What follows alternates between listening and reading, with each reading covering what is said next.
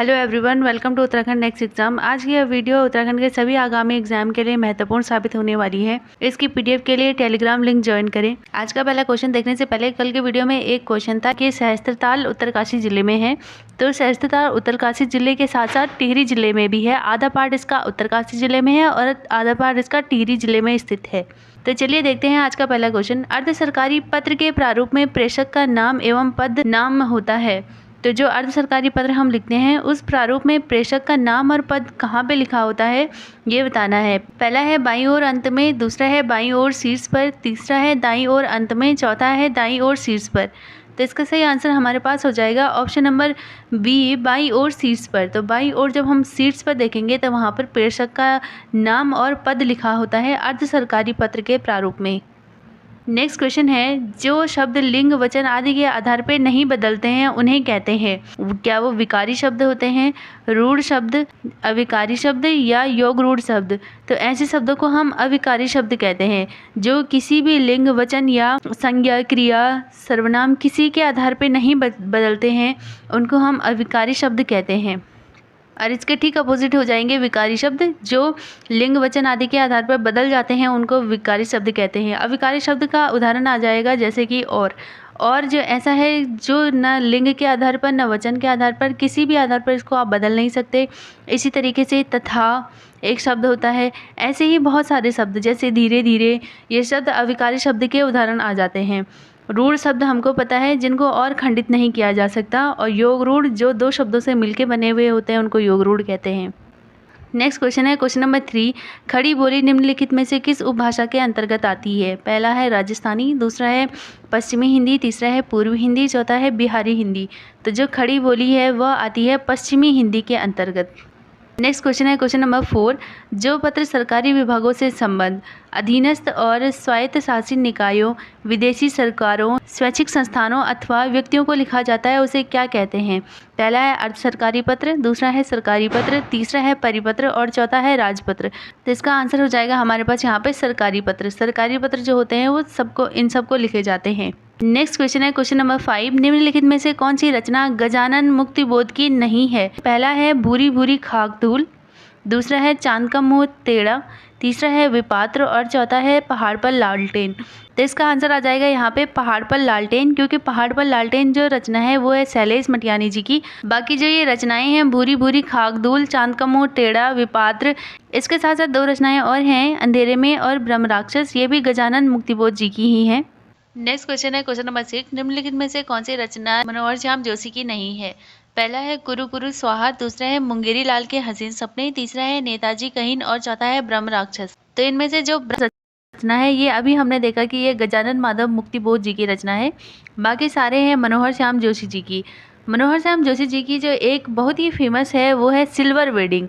Silver wedding जिसके कि पात्र जो है वो है यशोधर बाबू जी, जिसको कि बहुत बार पूछा जाता है कि सिल्वर वेडिंग के पात्र कौन है, तो यशोधर बाबू है और इनकी बहुत ही फेमस रचना है सिल्वर वेडिंग। इसके अलावा इनकी और रचनाएं भी हैं जैसे कि बुनियाद, हम लोग, हम जात, कौन हूँ मैं, और एक और रचना है जिसका नाम है कसब। अगला क्वेश्चन है क्वेश्चन नंबर 7, हंस पद विराम चिन्ह का प्रयोग होता है। तो हंस पद विराम चिन्ह ये इस प्रकार से दिखता है। इस प्रकार चिन्ह का प्रयोग कहाँ पे किया जाता है? पहला है वाक्य पूरा करने के लिए, दूसरा है अर्थ स्पष्ट करने के लिए, तीसरा है संकेत देने के लिए और चौथा है लिखने में अक्षर छूटने पर संकेत देने के लिए। तो इसका सही आंसर आ जाएगा हमारे पास ऑप्शन 4, लिखने में अक्षर छूट जाने पर। जैसे कि हम कुछ लिख रहे हैं जैसे कि मैंने लिखा पुलिस, तो पुलिस में जैसे कि मैंने ल शब्द छोड़ दिया तो मैं यहाँ पे इस तरीके से इसको एक हंस पद बनाऊंगी और यहाँ पे इसको ले लिख दूंगी, तो ये आपका आ जाएगा हंस पद। नेक्स्ट क्वेश्चन है हमारे पास क्वेश्चन नंबर 8, विदुर का स्त्रीलिंग है। पहला है विदुराइन, दूसरा है विधवा, तीसरा है विदुरी और चौथा है विदुरानी। तो विदुर का स्त्रीलिंग हो जाता है हमारे पास यहाँ पे विधवा। जिसका पति न हो उसको कहते हैं विधवा और जिसकी पत्नी न हो उसे कहते हैं विदुर। नेक्स्ट क्वेश्चन है क्वेश्चन नंबर 8, सदानंद में कौन सी संधि है? पहला है व्यंजन संधि, दूसरा है स्वर संधि, तीसरा है गुण संधि और चौथा है यहाँ पे यण संधि। तो सदानंद का संधि विच्छेद कर लेते हैं तो ये आ जाएगा आपका सत्य प्लस आनंद। तो सत्य प्लस आनंद जो है यहाँ पे हमको दिख रहा है कि सत्य जो है वो एक व्यंजन है। तो जब व्यंजन का स्वर के साथ या व्यंजन के साथ जब संधि होती है तो उसको हम व्यंजन संधि कहते हैं। तो इसका सही आंसर आ जाएगा यहाँ पे व्यंजन संधि। नेक्स्ट क्वेश्चन है, कुछ बच्चे शोर मचा रहे हैं में विशेषण है। तो यहाँ पे जो ये कुछ शब्द है इसका हमको विशेषण बताना है। पहले तो जान लेते हैं विशेषण क्या होते हैं। तो जो शब्द क्रिया, संज्ञा, सर्वनाम की विशेषता बताते हैं उनको विशेषण कहते हैं। तो पहला ऑप्शन है इसमें गुणवाचक विशेषण, दूसरा है अनिश्चित परिणामवाचक विशेषण, तीसरा है सार्वनामिक विशेषण और चौथा है अनिश्चित संख्यावाचक विशेषण। तो इसका सही आंसर आ जाएगा हमारे पास यहाँ पे अनिश्चित संख्यावाचक विशेषण। विशेषण हमने देखा जो वाक्य में किसी भी संज्ञा, सर्वनाम आदि की विशेषता बताते हैं उनको विशेषण कहते हैं। विशेषण के हमारे पास यहाँ पर 4 भेद होते हैं। पहला है सार्वनामिक विशेषण, दूसरा होता है गुणवाचक विशेषण, तीसरा होता है संख्यावाचक विशेषण और चौथा हमारे पास आता है परिणाम बोधक विशेषण।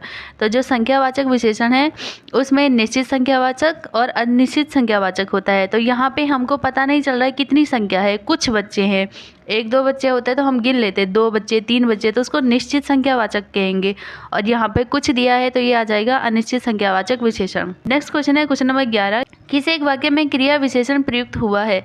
पहला है वह धीरे बोलता है, दूसरा है वह काला कुत्ता है, तीसरा है रमेश तेज धावक है, चौथा है सत्यवाणी सुंदर होती है। तो इसमें हमें बताना है क्रिया विशेषण। तो क्रिया विशेषण क्या होते हैं, जो क्रिया की विशेषता बताते हैं। तो पहले जान लेते हैं क्रिया मतलब कार्य का होना या करना, उसको हम क्रिया कहते हैं। तो क्रिया की भी जो विशेषता बनाएंगे तो उनको कहा जाता है क्रिया विशेषण। तो पहला ऑप्शन देख लेते हैं, वह धीरे से बोलता है। तो बोलता है, बोलना एक क्रिया है और उसको कैसे बोल रहा है, धीरे से, तो क्रिया की विशेषता बता रहा है, इसलिए ऑप्शन 1 ही पहला ही इसका आंसर हो जाएगा। नेक्स्ट क्वेश्चन है क्वेश्चन नंबर 12, वृक्ष से पत्ते गिरते हैं। इस वाक्य में जो से है किस प्रकार का कारक चिन्ह है। पहला है कर्म कारक, दूसरा है करण कारक, तीसरा है अपादान कारक और चौथा है अधिकरण कारक। तो इसका सही आंसर हमारे पास आ जाएगा यहाँ पे अपादान कारक। जहाँ पे भी हमको अलगाव देखने को मिलता है वहाँ पे होता है अपादान कारक। मतलब जहाँ पे भी कोई चीज़ किसी से अलग हो रही है, जैसे वृक्ष से पत्ते गिरते हैं तो वृक्ष से पत्ते अलग हो रहे हैं तो यहाँ पे आ जाएगा अपादान कारक। इसी तरीके से एक और उदाहरण देख लेते हैं, हिमालय से गंगा निकलती है। तो गंगा जो है हिमालय से अलग हो रही है तो से जो यहाँ पे आ जाएगा वो आ जाएगा अपादान कारक का। तो देख लेते हैं कारक। कारक जो है, कारक हमारे पास 8 प्रकार के होते हैं। इनकी कुछ विभक्तियाँ भी होती हैं जिनको हम विभक्ति चिन्ह कहते हैं। तो हम इनको इस तरीके से याद करते हैं, कर्ता ने कर्म को करण से, संप्रदान को के लिए, अपादान से, संबंध का के की, रा रेरी, अधिकरण में पर, संबोधन हे अरे ओ। हमारे पास 8 कारक होते हैं और इनकी 8 विभक्तियाँ होती हैं। तो इनमें से जो अपादान कारक है इसका होता है से, और इसको कैसे पहचानेंगे, जहाँ पे भी कोई अलग हो रहा है, अलगाव का भाव हमें दिखाई देता है, वो आपका आ जाएगा अपादान कारक। नेक्स्ट क्वेश्चन है क्वेश्चन नंबर 13, हाथी को हाँकने का लोहे का हुक है। तो जो हाथी को हाँकने वाला लोहे का हुक होता है उसके लिए एक शब्द बताना है हमको। पहला है अंकुश, दूसरा है अग्रज, तीसरा है अगोचर और चौथा है अधीरथ। तो इसका सही आंसर यहाँ पे आ जाएगा अंकुश। अंकुश का मतलब होता है कि जो हाथी को हाँकने वाला लोहे का हुक होता है उसका मतलब होता है अंकुश। दूसरा है यहाँ पे अग्रज। अग्रज मतलब जिसका जन्म पहले हुआ हो, मतलब जो हमसे बड़ा है उसको कहते हैं अग्रज। तीसरा है यहाँ पे अगोचर। अगोचर मतलब जो इंद्रियों से परे हो उसे कहते हैं अगोचर। नेक्स्ट क्वेश्चन, क्वेश्चन नंबर 14, निम्नलिखित में से भाववाच्य वाक्य का चयन कीजिए। तो जिसमें भाववाच्य है उसका चयन करना है यहाँ पे। पहला है सीता कपड़ा सीती है, दूसरा है यहाँ बैठा नहीं जाता, तीसरा है कपड़ा सिया जाता है, चौथा है यह काम तुमसे ही संभव है। तो इसका सही आंसर हो जाएगा हमारे पास ऑप्शन नंबर बी। यहाँ बैठा नहीं जाता में हमें अकर्मक क्रिया दिखाई दे रही है, जहाँ पे मतलब कर्म नहीं होता है उसे अकर्मक क्रिया कहते हैं। और क्रिया का भाव हमें पता चल रहा है यहाँ पे, जहाँ पे भी हमें अकर्मक क्रिया के साथ साथ भाव का होना भी दिखाई देता है उसको हम भाववाच्य वाक्य कहते हैं। नेक्स्ट क्वेश्चन है क्वेश्चन नंबर 15, निम्नलिखित में से संयुक्त वाक्य का चयन कीजिए। तो पहला है जो परिश्रम करता है वही आगे बढ़ता है, दूसरा है मैं पढ़ता हूँ और वह गाता है, तीसरा है परिश्रमी व्यक्ति ही सफलता प्राप्त करता है, चौथा है क्या मेरे बिना वह पढ़ नहीं सकता है। तो इसका सही आंसर आ जाएगा यहाँ पे मैं पढ़ता हूँ और वह गाता है। तो और जो है 2 वाक्यों को जोड़ रहा है, पहला है मैं पढ़ता हूँ, दूसरा है वह गाता है। तो जहाँ पे भी 2 वाक्यों को जोड़ा जाता है या 2 से अधिक वाक्यों से जो मिले हुए होते हैं उनको हम संयुक्त वाक्य कहते हैं। तो और ऑप्शंस भी देख लेते हैं। पहले में है कि जो परिश्रम करता है वही आगे बढ़ता है, तो वही आ गया यहाँ पे, तो ये आ जा गया आपका मिश्रित वाक्य। तो पहला जो है हमारे पास यहाँ पे जो परिश्रम करता है ये है हमारे पास गौण वाक्य, मतलब इस पे जो है ये दूसरा वाला वाक्य आश्रित है, तो इसको हम मिश्रित वाक्य कहते हैं। इसी तरीके से ऑप्शन थर्ड है हमारे पास, परिश्रमी व्यक्ति ही सफलता प्राप्त करता है, तो ये भी आपका मिश्रित वाक्य आता है। क्या मेरे बिना वह पढ़ नहीं सकता, तो ये सरल वाक्य आ जाएगा। नेक्स्ट क्वेश्चन है 1930 में गांधी जी के 78 नमक सत्याग्रहों में उत्तराखंड से निम्नलिखित में से कौन शामिल नहीं था। पहला है ज्योतिराम कांडपाल, दूसरे हैं भैरवदत्त जोशी, तीसरे हैं गोरखवीर खड़क बहादुर, चौथे हैं ज्वालादत्त जोशी। तो जो गांधी जी ने दांडी मार्च या नमक सत्याग्रह शुरू किया था उसमें जो थे ये तीनों शामिल थे, ज्योतिराम कांडपाल, भैरवदत्त जोशी और गोरखवीर खड़क बहादुर। जो उनमें शामिल नहीं थे वो थे ज्वालादत्त जोशी, तो इसका आंसर आ जाएगा हमारे पास यहाँ पे ज्वालादत्त जोशी। नेक्स्ट क्वेश्चन है कुमाऊं में नए सिरे से सामाजिक व्यवस्था स्थापित करने हेतु धर्म निर्णय पुस्तक, तो ये धर्म निर्णय पुस्तक है जो किसने लिखवाई थी। पहला है देवीचंद, दूसरा है रुद्रचंद, तीसरा है भारतीचंद और चौथा है उद्योतचंद। तो ये धर्म निर्णय पुस्तक जो है ये लिखवाई थी रुद्रचंद ने। रुद्रचंद के बारे में और चीज़ें भी जान लेते हैं। जो ये रुद्रचंद है इसी ने क्या बनाया था, अल्मोड़ा में मल्ला महल का निर्माण भी रुद्रचंद ने ही करवाया था, और इसी के साथ साथ इसने रुद्रपुर शहर की स्थापना ये भी रुद्रचंद ने ही करवाई थी। और साथ साथ अगर आपको पूछा जाएगा कि अकबर का समकालीन कौन था, तो अकबर का समकालीन भी कौन था, रुद्रचंद ही था। देख लेते हैं और ऑप्शंस को भी। जैसे यहाँ पे है देवीचंद, तो देवीचंद को कुमाऊं का मोहम्मद बिन तुगलक भी कहा जाता है। इसी के साथ साथ भारतीचंद, जो भारतीचंद है यह कुमाऊं के इतिहास में इसके पवाड़े बहुत प्रसिद्ध हैं। तो अगर पूछा जाएगा कि कुमाऊं के इतिहास में पवाड़े किसके प्रसिद्ध है, तो आप बताओगे भारतीचंद के। साथ ही साथ उद्योतचंद, उद्योतचंद ऐसा राजा था जिसने कि नेपाल में दूसरी बार आक्रमण किया था, तो दूसरी बार आक्रमण करने वाला नेपालियों पर वो था उद्योतचंद। नेक्स्ट क्वेश्चन हमारे पास आ जाएगा 1921 में कुली बेगार प्रथा का अंत किस कुमाऊं कमिश्नर के शासनकाल में हुआ।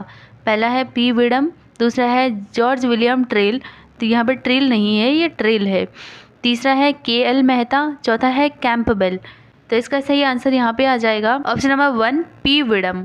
कुली बेगार हम जानते हैं, कुली बेगार ऐसी प्रथा होती थी जिसमें कि जो अंग्रेज अधिकारी होते थे वो लोगों को अपना सामान ढोने के लिए मजबूर करते थे, मतलब उनकी बारी लगी हुई होती थी कि वो सामान ले जाएंगे, लेकिन उसके बदले में उन्हें कुछ भी पैसे नहीं दिया जाता था, उसको कुली बेगार प्रथा करते थे। और बाद में तो स्थिति इतनी खराब हो गई थी कि जो ब्रिटिश अधिकारी थे वो अपना गंदा भी उनसे साफ कराने लग गए थे, तो ये कुली बेगार की बहुत ही गंदी स्थिति हो गई थी। तो इस कुली बेगार प्रथा को अंत करने के लिए 13-14 जनवरी को जो बद्रीदत्त पांडे के नेतृत्व में लोगों ने बागेश्वर में सरयू नदी के किनारे जो पूरा बेगार रजिस्टर था जिसमें लोगों के नाम भरे जाते थे कि उसका टर्न है, उसकी टर्न है, वो जाएगा बेगार देने के लिए, तो उस रजिस्टर को फाड़कर नदी में बहा दिया। तो यह अंत हुआ था किसके काल में, पी विडन के काल में। और इतनी जानकारी आपको जाननी है इस बेगार प्रथा के बारे में। चलिए देखते हैं नेक्स्ट क्वेश्चन। नेक्स्ट क्वेश्चन है हमारे पास कुमाऊं में 1940 में व्यक्तिगत सत्याग्रह का शुभारंभ किसने किया था। पहला है दुर्गादत्त जोशी, दूसरा है विक्टर मोहन जोशी, तीसरा है अनसुया प्रसाद बहुगुणा और चौथा है बद्रीदत्त पांडे। तो जो ये व्यक्तिगत सत्याग्रह है इसका शुभारंभ करा था दुर्गादत्त जोशी ने। जो यहाँ पे ये अनसुया प्रसाद बहुगुणा है इन्हें हम गढ़ केसरी भी कहते हैं, इनको गढ़वाल केसरी का या गढ़ केसरी के नाम से भी जाना जाता है, और बद्रीदत्त पांडे को कुमाऊं केसरी के नाम से जाना जाता है। नेक्स्ट क्वेश्चन है निम्नलिखित में से कौन सा जिला नेपाल की सीमा को स्पर्श नहीं करता है। तो नेपाल की सीमा को बताना है। पहला है उधम सिंह नगर, दूसरा है पिथौरागढ़, तीसरा है चंपावत और चौथा है बागेश्वर। तो जो नेपाल की सीमा है वो 3 राज्यों से होकर गुजरती है, या 3 राज्य जो हैं नेपाल की सीमा को स्पर्श करते हैं। पहला है उसमें से पिथौरागढ़, जहाँ पर की काली नदी है और काली नदी नेपाल और भारत का बॉर्डर बनाती है पिथौरागढ़ में। दूसरा है चंपावत, ये भी नेपाल की सीमा को स्पर्श करता है, और उधम सिंह नगर, ये तीनों ही नेपाल की सीमा को स्पर्श करते हैं। लेकिन जो ये बागेश्वर है यहाँ पे ये नेपाल की सीमा को स्पर्श नहीं करता है। नेक्स्ट क्वेश्चन है हमारे पास यहाँ पे किसकी अध्यक्षता में जोशीमठ की स्थिति की समीक्षा करने के लिए राष्ट्रीय संकट प्रबंधन समिति का गठन किया। पहला ऑप्शन है हरिकृष्ण रतूड़ी, दूसरा है पुष्कर सिंह धामी, तीसरा है कैबिनेट सचिव श्री राजीव गौबा, चौथा है राधा रतूड़ी। इन सब में से सही आंसर इसका आ जाएगा कैबिनेट सचिव श्री राजीव गौबा। इनकी अध्यक्षता में जोशीमठ की स्थिति की समीक्षा करने के लिए राष्ट्रीय संकट प्रबंधन समिति का गठन किया गया है। नेक्स्ट क्वेश्चन है मेदे गंगा, धर्म गंगा, दूध गंगा व बाल गंगा बाल खिला किसकी सहायक नदियां हैं। पहला है पश्चिमी रामगंगा की, दूसरा है भगीरथी की, तीसरा है पिंडर की, चौथा है यमुना की। तो ये सारी नदियां हैं भागीरथी की। भागीरथी जो नदी है इसकी सहायक नदियां हैं हमारे पास मेदेगंगा, धर्मगंगा, दूधगंगा, बालखिला। साथ ही साथ इसकी भिलंगना इसकी सहायक नदी है। और भागीरथी कहाँ से निकलती है? तो भागीरथी यहाँ पे गोमुख नामक स्थान से निकलती है, जो कि गंगोत्री ग्लेशियर से आते हैं आपके उत्तरकाशी जिले से। और भागीरथी देवप्रयाग नामक स्थान पर अलकनंदा से मिल जाती है और वहाँ से क्या बनाती है? गंगा बनाती है। नेक्स्ट क्वेश्चन है, देश का पहला एरोमेटिक गार्डन विकसित किया गया है। पहला ऑप्शन है खुरपाताल, दूसरा है रानीखेत, तीसरा है लाल कुआं, चौथा है हल्द्वानी। तो देश का पहला एरोमेटिक गार्डन जो है वो विकसित किया गया है लाल कुआं में। तो ये लाल कुआं जो है वो नैनीताल में है। साथ ही साथ खुरपाताल है। खुरपाताल में यहाँ पे देश का प्रथम मॉस गार्डन जो है ना ये विकसित किया गया है। मॉस गार्डन अगर पूछा जाएगा तो आप बताओगे खुरपाताल, ये भी नैनीताल में है। फिर आता है रानीखेत। रानीखेत जो है, रानीखेत में यहाँ पे देश का प्रथम वन हीलिंग स्टेशन बनाया गया है। नेक्स्ट है हल्द्वानी। हल्द्वानी यहाँ पे पॉलिनेटर पार्क या परागण पार्क जिसे भी हम कहते हैं वो बनाया गया है। नेक्स्ट क्वेश्चन है हमारे पास, उत्तराखंड में देश का प्रथम फॉरेस्ट ड्रोन फोर्स का गठन किया गया। तो कब किया गया है देश में प्रथम फॉरेस्ट ड्रोन फोर्स का गठन? पहला है दिसंबर 2018 में, दूसरा है अगस्त 2020 में, तीसरा है सितंबर 2021 में और चौथा है नवंबर 2022 में। जिसका सही आंसर हमारे पास यहाँ पे आ जाएगा दिसंबर 2018 में। नेक्स्ट क्वेश्चन है यहाँ पे 38वें राष्ट्रीय खेल का आयोजन किया गया। तो 38वें राष्ट्रीय खेलों का आयोजन कहाँ पे किया गया? उत्तराखंड में, हिमाचल प्रदेश में, गोवा में या महाराष्ट्र में? तो 38वें राष्ट्रीय खेलों का आयोजन किया गया, ये किया गया उत्तराखंड में। और इसका शुभंकर, जो शुभंकर है इसका, ये था हमारे उत्तराखंड राज्य का राजकीय पक्षी जिसका नाम है हिमालयन मोनाल। ये इसका शुभंकर था। और जो 37वें राष्ट्रीय खेल थे ये कहाँ हुए थे? तो ये हुए थे गोवा में।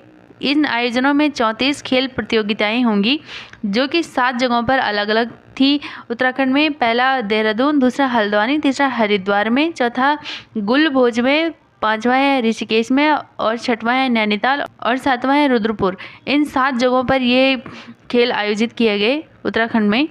नेक्स्ट क्वेश्चन है हमारे पास, 8 मित्र ABCDEFG और H एक सीधी रेखा में उत्तर की तरफ मुख करके बैठे हैं।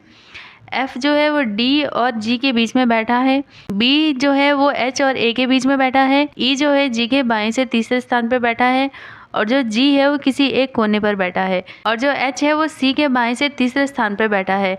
तो हमें बताना है कि A और E के बीच में कौन बैठा है। तो पहले बना लेते हैं यहाँ पे 8 रेखाएं, 1 2 3 4 5 6 7 और 8। ये जो सारे 8 मित्र हैं ये एक ही लाइन पे बैठे हुए हैं। इसमें कह रहा है कि जो G है वो कोने पर बैठा है, तो सबसे पहले G को बना लेते हैं ये कोने पे। फिर कह रहा है कि जो E है वो G से तीसरे स्थान पर बाएं है, तो ये आ जाएगा इसका बायां और इस साइड आ जाएगा इसका दायां। तो जो E है वो G के बाएं से तीसरे स्थान पर बैठा है, तो तीसरा स्थान ये 1 2 3, तो यहाँ पे जो है ये E है, तो बाईं तरफ हो गया G के बाईं तरफ E हो गया तीसरे स्थान पर। इसके बाद जो F है वो D और G के बीच में बैठा हुआ है, तो यहाँ पे आ जाएगा F और यहाँ पे आ जाएगा D, तो D और G के बीच में F बैठा हुआ है। और नेक्स्ट कह रहा है कि H जो है C के बाएं से तीसरे स्थान पर बैठा है, तो पहले यहाँ पे C रख लेते हैं और C के बाएं से तीसरा, तो 1 2 3 यहाँ पे बैठा है H। और कह रहा है कि जो B है वो H और A के बीच में बैठा है, तो यहाँ पे आ जाएगा A और यहाँ पे आ जाएगा B।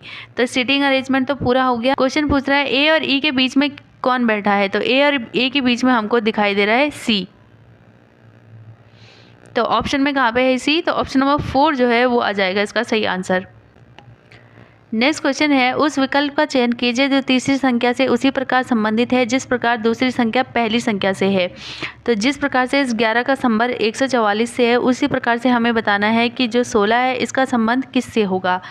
तो ये एनालॉजी के क्वेश्चन होते हैं। तो पहले हम देख लेते हैं कि ये 11 से 144 कैसे हो रहा है। तो 144 हमें लग रहा है कि ये जो है 12 का स्क्वायर होता है शायद 144, लेकिन यहाँ पे तो हमें 11 दिया हुआ है, तो हम क्या कर लेते हैं 11 + 1, तो हमारे पास आ जाएगा 12 और 12 का स्क्वायर आ जाएगा यहाँ पे 144। तो यहाँ पे दिया है हमको सेकंड 16, तो 16 + 1 कर लेते हैं तो कितना आ जाएगा हमारे पास 17, तो 17 का स्क्वायर कर लेते हैं, तो 17 का स्क्वायर हमारे पास कितना आ जाता है, 17 का स्क्वायर सीधे सीधे हमारे पास आ जाता है 289। नेक्स्ट क्वेश्चन है, एक निश्चित कूट में फ्लावर को UOLDVI के रूप में लिखा जाता है, तो उसी भाषा में FMRJPU को कैसे लिखा जाएगा। तो पहले देख लेते हैं कि फ्लावर कैसे लिखा हुआ है। तो FLOWER, तो ये हमें कुछ रिवर्स सा दिख रहा है, मतलब जब हम उल्टा कर देते हैं, मतलब यहाँ पे जब हम ABCDEFGHI लिखेंगे, तो जब हम अल्फ़ाबेट का एक बार सीधा क्रम लिखते हैं ABCDEFGHIJKLMNOPQRST, इसी तरीके से O का अपोजिट L हो जाएगा, W का अपोजिट D और R का अपोजिट आ जाएगा यहाँ पे I। तो हमारे पास दिया हुआ है कि FM, तो F का हमको पता है सीधे सीधे आंसर क्या आ जाएगा, F का आ जाएगा U। तो यहाँ पे हमको सीधे सीधे U जो है ऑप्शन नंबर बी में दिख रहा है। साथ ही साथ जब M का अपोजिट देखेंगे तो N आ जाएगा, R का अपोजिट हमने अभी देखा कि R का अपोजिट I आ रहा है, तो इसका सही आंसर हमारे पास आ जाएगा option number B. Next question है हमारे पास, दी गई उत्तर रेखाकृति में कौन सी बिल्कुल सही दर्पण प्रतिकृति होगी जबकि दर्पण MN पर रखा है प्रश्न आकृति पर। तो प्रश्न आकृति ये हमारे पास एक कप दिया हुआ है, कप पर एक दिया हुआ है M और एक दिया है N, तो यहाँ पे दर्पण लगा रखा है इस तरीके से। तो दर्पण में हमको पता है कि दर्पण पे सीधे सीधे जब हम इस तरीके से देखते हैं तो यहाँ पर कोई वस्तु है तो यहाँ पे इस तरीके से आ जाएगी। तो यहाँ पे दर्पण किस साइड रखा है, नीचे की तरफ रखा हुआ है, तो अगर इधर कोई वस्तु होगी तो कैसी आ जाएगी, इस तरीके से आ जाएगी।